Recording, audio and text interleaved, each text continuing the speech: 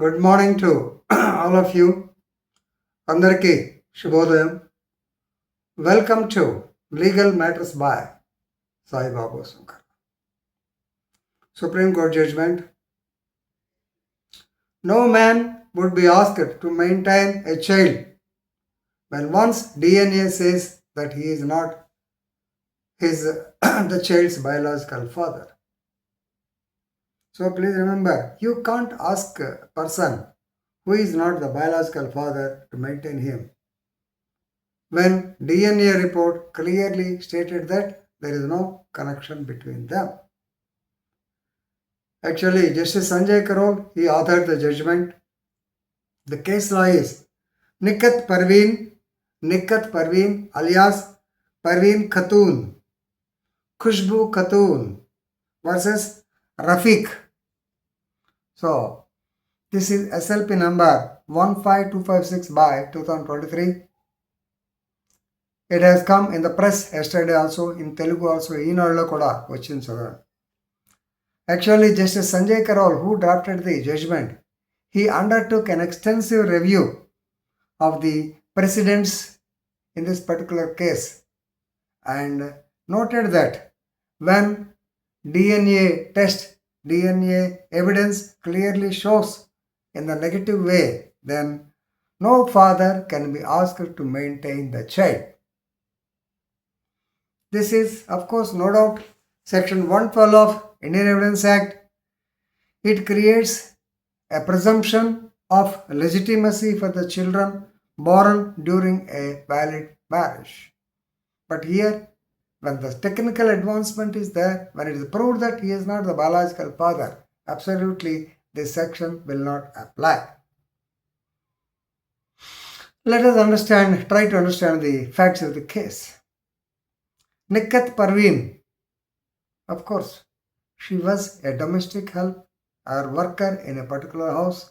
Maybe now, since the case law, his name is there, but definitely Rafiq or somebody. So anyway, this is an illicit relationship between a domestic worker and the owner of the house. Of course, she says under the false promise of marriage. So there was an established relationship between them, and she alleges that the employer promised to marry her, but of course he rejected. Some issue took place, and ultimately ఇది 10 మందిలో గొడవ వద్దని he married her, and after marriage this child was born. Now, as usual, differences cropped up between them. They were separated. Now she wanted maintenance for her and also the child. He refuted that the child was born to him. That means he alleged that the child was not born to him. And both of them consented. Both of them readied for the DNA test. The DNA test was done with their concurrence. Ultimately, DNA proved that there was no connection between the child and father. The father was not the biological child, or the child was not the biological child of that father. Now, what to do? This is a big issue before the court, where she filed a case of Domestic Violence Act. No doubt, here the trial court is 100% correct, because even though she claimed maintenance to her, it was accepted, but the maintenance to the child was not accepted by the trial court. But she placed reliance on 112 of the Evidence Act, and since he was born during the substance of the marriage, he has to bear the child also. Then High Court also rejected. High Court also stood by the contention of the so-called trial court. Ultimately, since no justice was done, ultimately she went to the Supreme Court.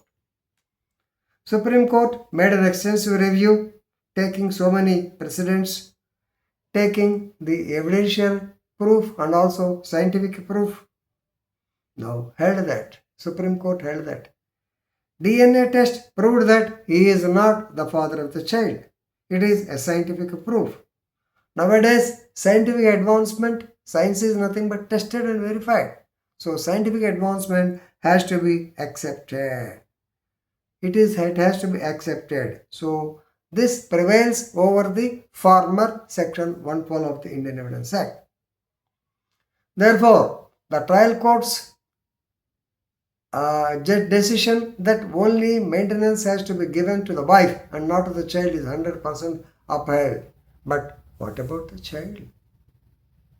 Whether he is born to him or to some other person, a child has come on the earth. He has to be maintained. Welfare of the child is an important aspect of the society as well as the state as well as the court also. Supreme Court directed the Women and Child Welfare Department to assess the child's living conditions and actually support for the development of the child, like nutritious food, then education.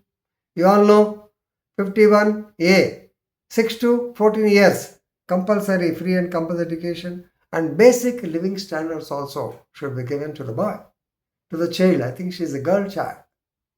So Supreme Court has done justice to both sides. One to the mother by ordering maintenance, second to the child. Of course, even Supreme Court also cannot ask him to maintain the child because the child was not born to him. Therefore, they asked the Women and Child Welfare Department to look into the welfare of the child. Good judgment. Read it and enrich your legal art. Thank you very much.